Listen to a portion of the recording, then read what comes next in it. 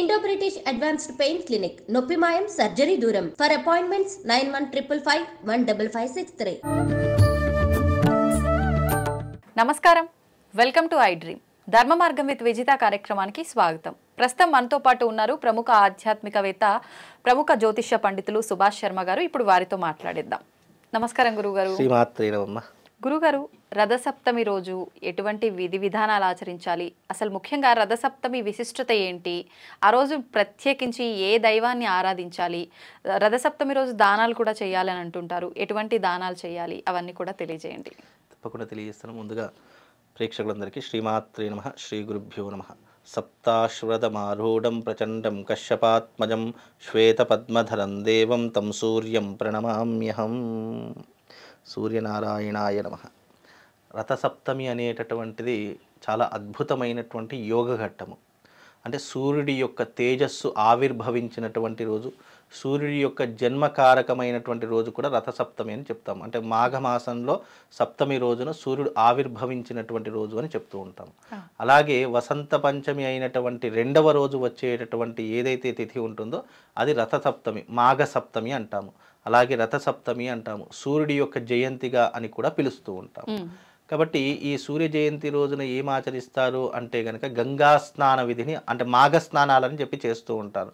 అంటే అప్పుడే చలి అనేటటువంటి తగ్గుముఖం పట్టేటటువంటి అవకాశము, సూర్యుడు వెచ్చదనాన్ని నింపుకునేటటువంటి అవకాశాన్ని చేయవలసినటువంటి విధానమే ఈ యొక్క రథసప్తమి. అలాగే నదీ స్నానాలు చేయడం. రథసప్తమి రోజున నదీ స్నానము, కూప స్నానము, గంగా స్నానం, 3 స్నానాలు ఉంటాయి. ఎవరికి వీలుంటే దాని యొక్క ప్రాముఖ్యతను అనుసరించి ఆ యొక్క స్నానాలు ఆచరించడం. అలాగే ఆ రోజున రథసప్తమి వచ్చింది అంటే ప్రతి ఒక్క ఆలయంలో రథము, అంటే ప్రతి ఒక్క ఆలయానికి రథం అనేటటువంటిది ఉంటుంది. ఆ రథసప్తమి రోజున రథాన్ని తీసేటటువంటి అవకాశము కూడా ఏర్పడుతూ ఉంటుంది. అంటే అక్కడ ప్రతి ఒక్క దేవాలయంలో ఉత్సవమూర్తులు ఉంటాయి, విగ్రహాలు. ఆ ఉత్సవమూర్తి విగ్రహాలను రథం మీద తీసుకుని వెళ్ళి ఆ ఊరేగింపుగా తీసుకుని వెళతారని కూడా ప్రతీక. కాబట్టి రథసప్తమి రోజున రథం తీస్తూ ఉంటూ ఉంటారు. ఈ ఊరేగింపు వెనకాల మళ్ళీ ఏదైనా ఆంతర్యం, చారిత్రక ఆధారం, అంటే సూర్యుడు అప్పుడే అంటే సూర్యుడు పుట్టినరోజు కదా, సూర్యుడు ఎప్పుడైతే ఉదయించినటువంటి కాలం ఉంటుందో ఆ సమయంలో సూర్యారాధన చేసేటటువంటి వాళ్ళు.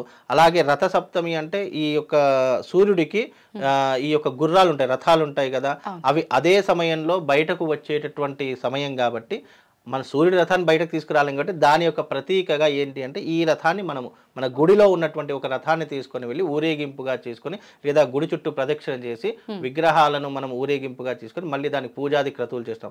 తెల్లవారితే చక్రతీర్థము అని చెప్పి చేస్తారు.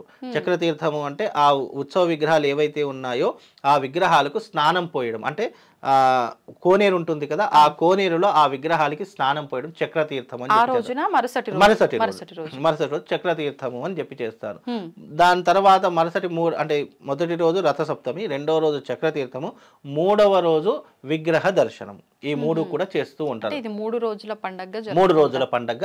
అంటే ఇది అందరూ జరుపుకోరు, కొన్ని ప్రాంతాల వాళ్ళు, కొన్ని మతాచారాల వాళ్ళు జరుపుకుంటారు.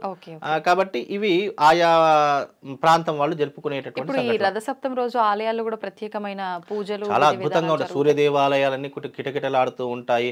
ఆ రోజున సూర్య భగవాన్ని దర్శించుకోవడం. మనం రథసప్తమి రోజు ఇంటి ముందర రథం ముగ్గు కూడా వెయ్యాలి అని శాస్త్ర ప్రతీక. ఇప్పుడు చాలా మంది రథం బయలుదేరింది అనేటట్టు ప్రతీకగా చాలా మంది రథం ముగ్గులు వేస్తూ ఉంటారు. ఇంకోటి సంక్రాంతి రోజున చాలా మంది నోములు నోచుకుంటారు. అంటే సౌభాగ్యం గురించి నోములు నోచుకొని ఈ యొక్క ప్రతీక ఎప్పటి వరకు జరుపుకుంటారు అంటే రథసప్తమి వరకు జరుపుకుంటారు. రథసప్తమి అయిపోయిందంటే నోములు అన్నీ కూడా క్లోజ్ అయిపోయినాయి. ప్రాంతాచారం. నోములు అనేటట్టు ఇప్పుడు ఇవి చాలా మటుకు తెలంగాణలో జరుపుకుంటారు. ఎక్కువగా బ్రాహ్మణులు, వైశ్యులు వీళ్ళు చాలా ఎక్కువగా జరుపుకునేటటువంటి పండుగ నోములు నోచుకోవడం. ఇది సౌభాగ్యం గురించి నోచుకుంటారు. అంటే సంక్రాంతి కీడు దినము అనేటటువంటిది ఉండకూడదు అని చెప్పి చాలా మంది విశ్వసిస్తుంటారు. ఆ రోజున కుండలు దానం ఇవ్వడము, లేదు అని అంటే గనక పాత్రలు దానం ఇవ్వడము, దానితో పాటు ఈ నోములు సౌభాగ్యానికి సంబంధించిన పసుపు కుంకుమ అక్షంతలు వేసి ఈ నోములు ఇస్తూ ఉంటారు. అది స్త్రీ యొక్క సౌభాగ్యానికి ముడిపడి, అది సంక్రాంతి రోజున మొదలవుతుంది, రథసప్తమి రోజున ఎండ్ అవుతుంది ఈ నోములు ఇచ్చేటటువంటి పద్ధతి. అప్పటి వరకు నోములు నోచుకుంటారు. పంచుకుంటూ ఉంటారు. దగ్గరలో ఉన్నటువంటి వాళ్ళకు ఒక 5 మందికి ఇచ్చిన తర్వాత అవి ప్యాకింగ్ చేసి బంధువులకు బై పోస్ట్ ద్వారా కొరియర్ ద్వారా నోములు పంపిస్తూ ఉంటారు. ఎందుకంటే అప్పుడు మనకు ఆచారం ఎలా ఉండేదంటే కుటుంబ సభ్యులు కానీ బంధువులు కానీ ఒక ఊర్లో ఉండేటటువంటి వాళ్ళు, అది ఊరు వరకే పరిమితమైంది.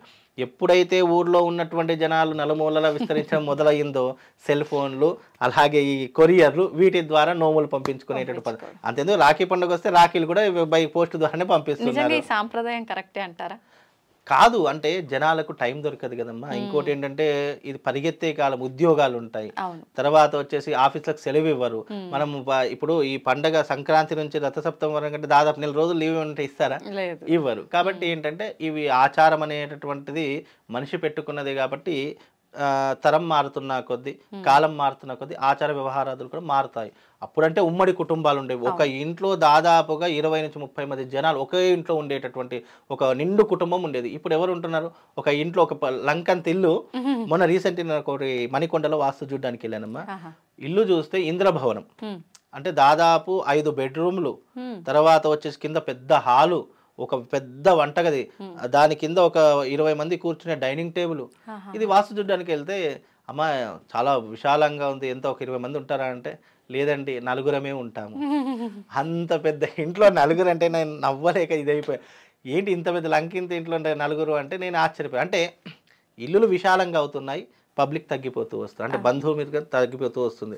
కొడుకు ఒక దగ్గర, కోడలకు దగ్గర, తల్లిదండ్రులకు దగ్గర, అన్నదమ్ములకు దగ్గర, ఇవన్నీ కూడా జరుగుతున్నాయి. అందుకే ఈ రథసప్తమి అనేటటువంటిది నోములు నోచుకోవడానికి ఆఖరి రోజు అయినటువంటిది రోజు. అలాగే ఆ రోజున చేయవలసిన దాన ధర్మాలు ఏంటంటే నువ్వులు దానం చేసుకోవాలి, గంగా స్నాన విధిని ఆచరించాలి. సూర్యుడికి ఇష్టమైనటువంటిది ఏంటి అంటే గంగా స్నాన విధి, తర్పణం. సూర్యుడికి చాలా ఇష్టమైనది ఏంటంటే తర్పణము. ఆ రోజున మన పెద్దలకు తర్పణం వదులుకోవడం కూడా చాలా విశేషమైనటువంటి రోజుగా భావన చేసుకుంటూ ఉంటారు. అలాగే సూర్యుడు వెచ్చదనాన్ని పుంజుకుంటాడు కాబట్టి ఆ రోజున ఎవరికైనా రగ్గులు దానం చేయడము, చద్దర్లు దానం చేయడము ఇలాంటివి చేస్తే కనుక చాలా విశేషమైనటువంటి పుణ్య ఫలితం కలుగుతుంది. అందుకే రథసప్తమి అనేటటువంటిది సూర్యుడి యొక్క ఆరాధన కోసం చేసేటటువంటిది. గంగా స్నానం ఎందుకు చేస్తామంటే మనం చేసుకున్నటువంటి పాపాలన్నీ కూడా ప్రక్షాళన గావించేటటువంటి వాడు ఇద్దరు, ఒకటి జలము, 2 సూర్యుడు. ఈ 2 కూడా ఏకకాలంలో మనం ఆరాధన చేయాలంటే ఈ రథసప్తమి రోజున ఆరాధన చేసుకోవాలి.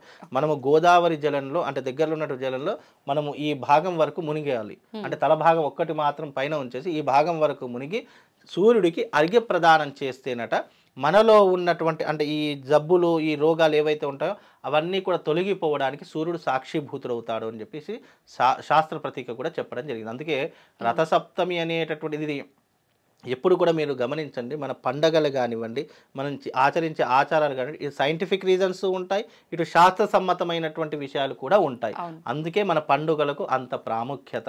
సైంటిఫిక్ రీజన్ ఏంటి అంటే ఈ రథసప్తమి రోజున చాలా విశేషమైనటువంటి చలి ఉంటుంటే ఈ ఏవైతే మన బోన్స్ ఉంటాయో అవి ఇట్లా విరిగినట్టుగా ఉంటాయి, అంత చలి ఉంటుంది ఆ రోజున.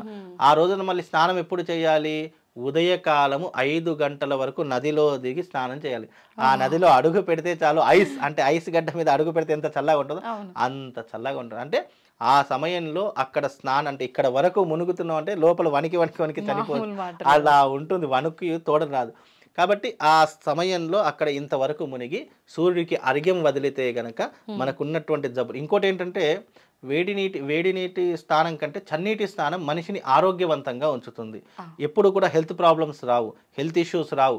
మనిషి ఆరోగ్యంగా ఉండడానికి చన్నీటి స్నానమే చెయ్యమని శాస్త్రం చెప్తుంది. అందుకే ఇప్పటికీ కూడా కొంతమందిని చూస్తే, ఇప్పటికీ మా కుటుంబంలో మా పెద్దవాళ్ళు ఉన్నారు, ఇప్పటికీ కూడా చన్నీటి స్నానమే. అంటే దేవాలయానికి వెళ్ళేటప్పుడు వాళ్ళు ఉదయం 4 గంటలకు దేవాలయం తీస్తారు. మా అన్నయ్య కూడా ఇప్పటికీ కూడా చన్నీటి స్నానం, వయసు 40 సంవత్సరాలు, ఇప్పటికీ కూడా చన్నీటి స్నానం చేస్తారు. ఇప్పటి వరకు తన శరీరం మీద వేడి నీళ్ళు పడలేదు, ఇప్పటికీ కూడా ఇప్పటికీ ఆరోగ్యంగా ఉన్నాడు. అంటే చన్నీటి ఏ కాలమైనా సరే, మేము చలికాలం రాగానే వేడి నీళ్ళు స్నానం చేస్తాం, ఎండాకాలం రాగానే చన్నీటి, అంటే కాలాన్ని బట్టి మనం నీటిని మార్చుకుంటాము. కానీ వాళ్ళు అలా కాదు, ఇప్పటికీ కూడా చన్నీటి స్నానము శరీరాన్ని చాలా దృఢంగా ఉంచుతుంది. అందుకే చన్నీటి స్నానం చేయమని చెప్తుంటాము. అలాగే ఈ యొక్క రథసప్తమి అనేటటువంటిది మనము శివుణ్ణి ఆరాధన చేసుకోవడానికి. ఎవరైతే రథసప్తమి రోజున ఏకాదశి రుద్రాభిషేకం చేస్తారో వాళ్ళ జీవితంలో ఆ పరమశివుడి యొక్క అనుగ్రహం సంపూర్ణంగా దొరుకుతుంది అని విశ్వాసము. ఆ రోజున చాలా విశేషంగా 1,00,000 బిల్వార్చన చేస్తారు, సహస్ర బిల్వార్చన చేస్తారు. అంటే బిల్వ దళాలు ఉంటాయి, 1,00,000 బిల్వాలు తీసుకొచ్చి శివుడికి అర్చన చేస్తూ ఉంటారు. కొంతమంది అంత బిల్వాలు దొరకనటువంటి వాళ్ళు సహస్ర బిల్వార్చన, ఇంకా సహస్ర బిల్వార్చన దొరకనటువంటి వాళ్ళు అష్టోత్తర బిల్వార్చన శివుడికి ప్రత్యేకంగా చేస్తారు. ఎందుకంటే సృష్టికి వెలుగు ఇచ్చేటటువంటి వాడు సూర్యభగవానుడు, ఆ సూర్యభగవానికి తేజస్సు ఇచ్చేటటువంటి వాడు పరమశివుడు. కాబట్టి ఇది అంతర్గతంగా చాలా లోతుగా అర్థం చేసుకుంటే మనకు అర్థం. కాబట్టి అందుకే ఆ రోజున శివారాధన చేసుకుంటే విశేషమైనటువంటి పుణ్య ఫలితం కలుగుతుందని శాస్త్ర ప్రతీక. కనుక ఆ రోజున విశేషంగా ఇలాంటి దాన ధర్మాలు చేసుకోండి. అలాగే ఈ రకమైనటువంటి శివారాధన చేసుకుంటే పుణ్యము పురుషార్థం రెండు కూడా కలుగుతాయమ్మా.